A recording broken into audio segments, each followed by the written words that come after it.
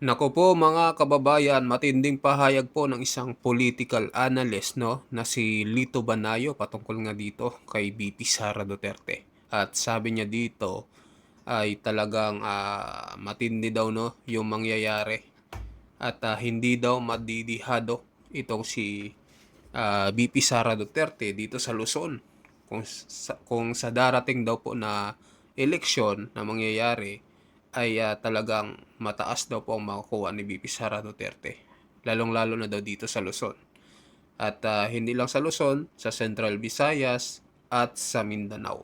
Matibay daw na baluarte. So matindi mga kababayan itong pahayag niya. Pakinggan na po natin itong pahayag ni Lito Banayo na isang political analyst. Ito na po. Tawag ko dyan, fortress na ang Mindanao at Central Visayas. Ang Mindanao ay 24% of the vote, of the national vote. Ang Central Visayas ay 10 to 10.5% ng yung Cebuano speaking Bisaya. 10 to 10.5%. So you're talking of 34 to 34.5%. Pwera pa yung mga Bisaya, pareho natin na dito nakatira sa Maynila, no? Or sa iba't ibang parte ng ating bansa, no? Naging ano yan naging very loyal sa brand ng mga Duterte, no?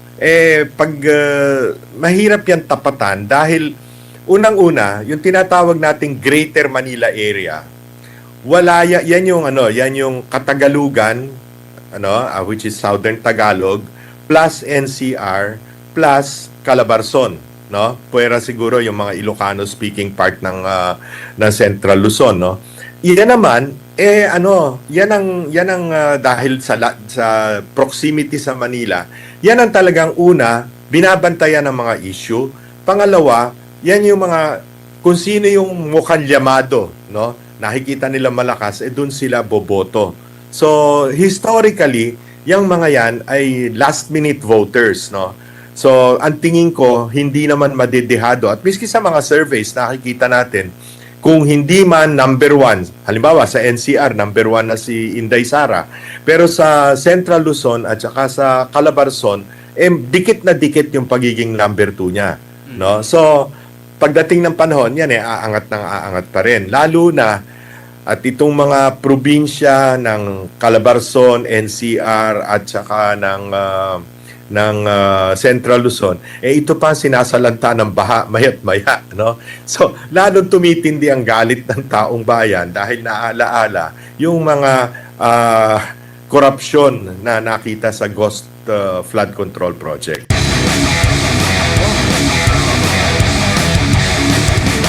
Lalo na dahil naaalala mga kababayan ng ating mga Pilipino dito sa Pilipinas, yung mga nagawa ni former President Duterte, bumabalik tanaw tuloy sila sa mga magagandang proyekto ni former President Duterte.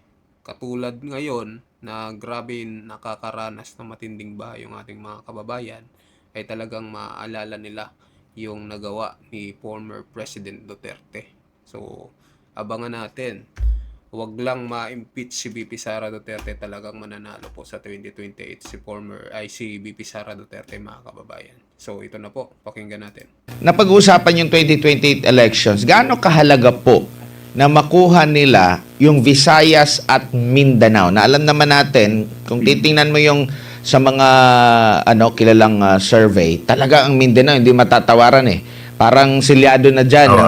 Silyado na Duterte. Dito sa mga sa Visayas naman, talagang hindi rin matatawaran. Nandyan din yun kasi Bisaya din yung ang mga Duterte. Gaano kahalaga na ma-penetrate ng mga makakalaban ni VP Sara for 2028 elections itong mga lugar na to, hanggat hindi ba nila masusuyo ang Visayas, lalo na ang Mindanao, kung mahahati, at least mahahati nila yung Mindanao, wala silang tsansa for 2028. Wala Naging tawag ko dyan, fortress na ang Mindanao at Central Visayas. Ang Mindanao ay 24% of the vote, of the national vote.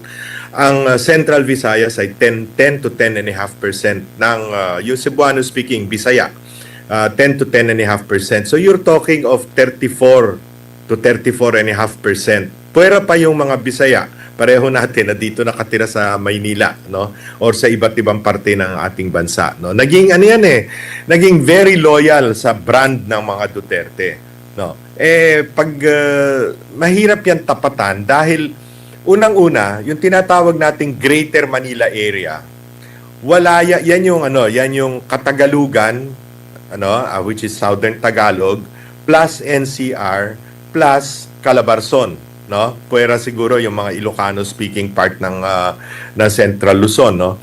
Yan naman yan ang dahil sa proximity sa Manila, yan ang talagang una binabantayan ng mga issue.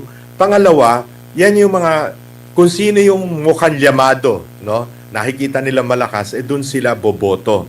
So, historically, yung mga yan ay last-minute voters, no? So, ang tingin ko, hindi naman madedehado. At miski sa mga surveys, nakikita natin, kung hindi man number one, halimbawa sa NCR, number one na si Inday Sara, pero sa Central Luzon at saka sa Calabarzon, dikit na dikit yung pagiging number two niya, no? So, pagdating ng panahon, yan aangat pa rin. Lalo na, at itong mga probinsya ng Calabarzon, NCR, at saka ng Central Luzon, ito pa sinasalanta ng baha, mayat maya, no? So, lalong tumitindi ang galit ng taong bayan dahil naalaala yung mga korupsyon na nakita sa ghost flood control projects. Sa maaari namang katandem ni VP Sara para maselyuhan talaga yung pagkapanalo, sa tingin nyo po, needed pa niya ng katandem din, taga Mindanao lang ba, taga Visayas, taga Luzon, ano ba ang nakikita nyo po na makakapag-solidify pa?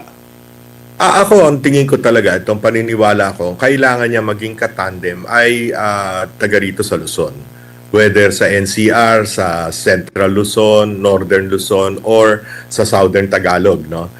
Sapagkat kailangang ma-fortify. Mahirap din kasi yung parang lalabas binaliwala na kami ng mga, palibasa malakas na si Inday Sara sa Visayas at Mindanao, binaliwala naman kami mga taga Luzon, ano? So, to obviate that, for balance, for purposes of balance, napakadami rin namang mga national figures dito sa Luzon na sigurado ako pag inalok ni VP Inday Sara na makipagtambalan sa kanya, nagkakanta kumahug pa yung mga yan. Miski yung iba na nandun ngayon sa majority block sa Senado, maniwala ka sa akin, Admar. Pag sinabi ni Inday Sara, gusto mo maging Vice President, katandem kong Vice President, sigurado payag na payag ang mga yan. Siguro huli na lang, sa mga Palagay ko na magiging magandang katandem ni VP Sara. Para sa akin lang mga kababayan, si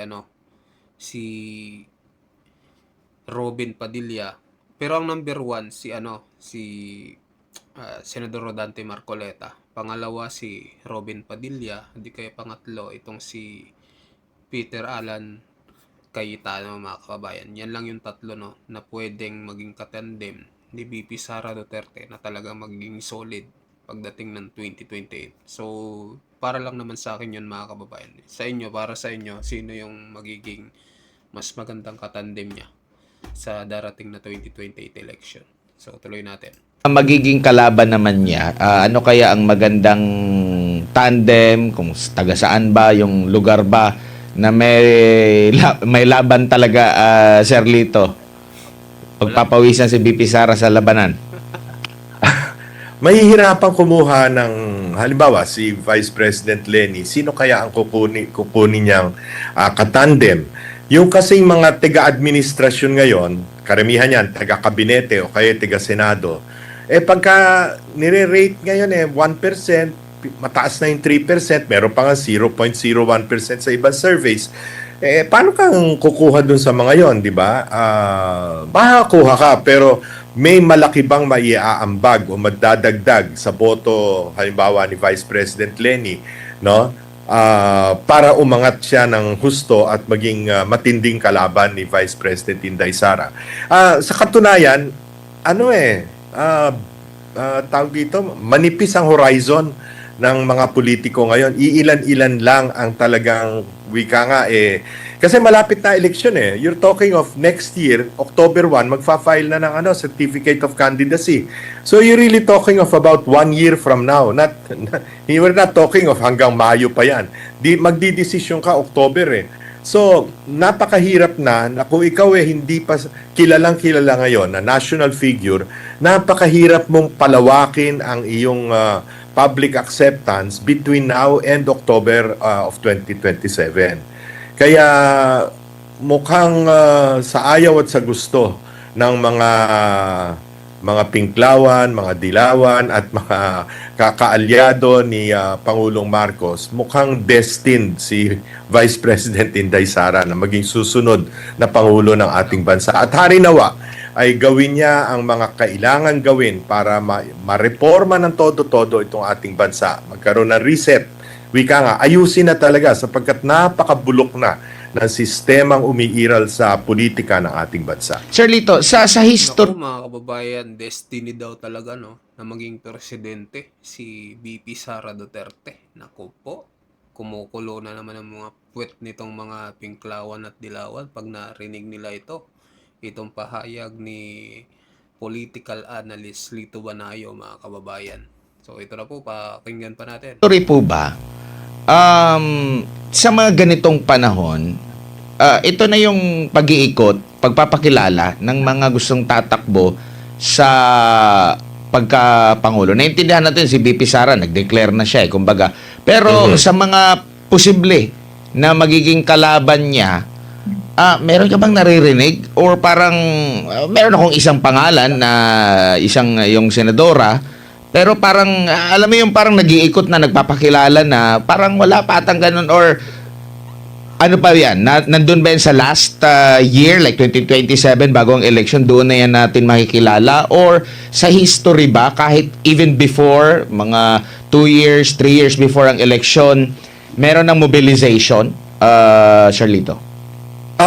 Over the past several years, maaga pa, 2 years before elections pa, nag-iikot na talaga yung mga gustong, o yung nag-i-interest na tumakbong Pangulo. Napaka pambihira yung biglang sulpot. Ang makikita lang natin sa ating kasaysayan na biglang sulpot ay si Mayor Rodrigo Roa Duterte na nanalo bilang Pangulo. Siya lang. But otherwise, lahat nakaporma na, matagal nang pumoporma, matagal nang nagmo-mobilize, matagal nang nagkakalap ng kanilang coalitions.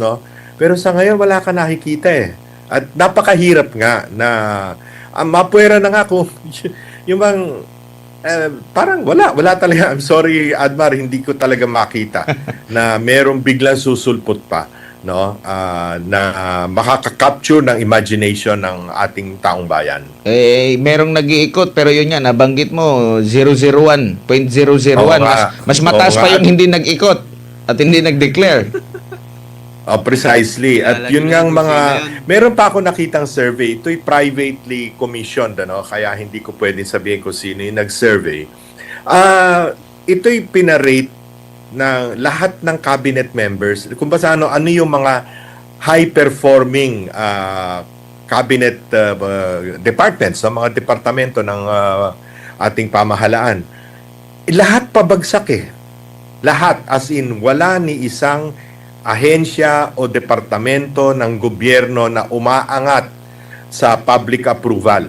At ang dahilan lamang dito kasi meron naman mga iba na wika nga lagi nating nakikita sa telebisyon, sa radyo na nag-iikot dahil sa kanilang tungkulin dahil nag-iinspeksyon o di kaya nagbibigay ng ayuda o kung ano paman, pero pati sila bumagsak.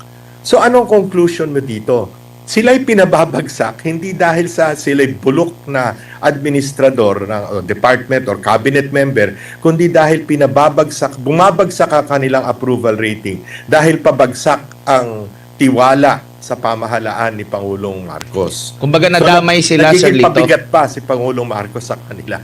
Unlike sa panahon ni PRRD, maraming mga ahensya, maraming mga sekretary ang talagang nakikilala. Hindi lang si PRRD ang nakikilala, pati yung mga ahensya ng gobyerno na ina-expect mo sana na ngayon, ito dapat yung mga ahensya na makakatulong sa administrasyon na magpapakilala palalo, pero parang walang mapili ang mga kalihim pa naman ngayon, karamihan mga acting. Yun na nga, isa pa, no? So, wala pang security of tenure man lang sa natitirang 2 taon pa nitong pamahalang ito. Totoo yan, no? At yun, talaga, nakita ko doon sa survey na yun, no? Na ang talagang dahilan ng pagbaba ng performance approval nitong mga cabinet members at ng kanilang departamento ay dahil kay Pangulong Marcos. Hindi dahil sa sila'y tamad, hindi dahil sa sila'y hindi nila ginagawa ang kanilang trabaho, sapagkat meron namang iilan na talagang nakikita nating masipag, nakikita nating talagang tumutulong sa taong bayan, pero mukhang nagiging pabigat yung the fact na naubusan na ng tiwala ang taong bayan sa liderato ni Pangulong Marcos. Unfortunately for him. Oo, mga kababayan, sinabi ni Lito Banayo, no, na talagang nauubos na, no, yung tiwala ng taong bayan sa pamumuno ng liderato ni Pangulong Bongbong Marcos. Kaya siguradong naghahanap at naghahangad ditong ating mga kababayan na makahanap ng maayos na leader dito sa bansang Pilipinas. So, yun, mag-comment kayo mga kababayan kung ano masasabi nyo dito sa pahayag po ni Lito Banayo na isang political analyst. At sa mga bagong pasok dyan, huwag nyo pong kalimutan mag-subscribe po sa ating YouTube channel. Maraming salamat po sa inyong lahat.